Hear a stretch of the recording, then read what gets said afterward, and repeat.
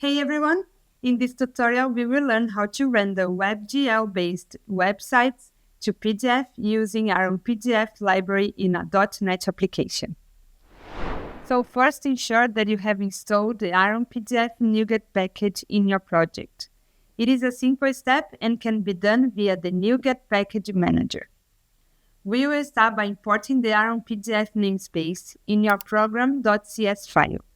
Next, set your IronPDF license key to unlock full functionality.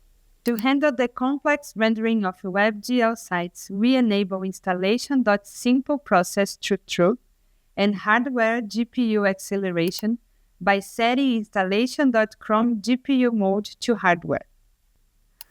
We use Chrome PDF Render to render WebGL-based websites. Additionally, we introduce a 10-second delay to ensure all JavaScript components, including WebGL, are fully loaded. Now, render the desired WebGL URL as PDF using render URL as PDF, and save the resulting PDF with WebGL content. Let's run the application to see the output. Your PDF will now display the WebGL rendered site properly captured from the browser view. And there you have it. We have successfully rendered the WebGL site into a PDF using IronPDF. This is perfect for cases where you need to capture interactive or dynamic web content in a PDF format.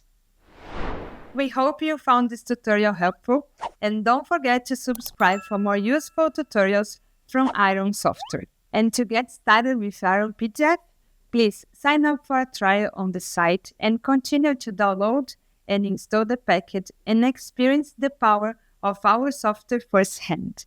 You can click in the link below in the description and you can try for yourself.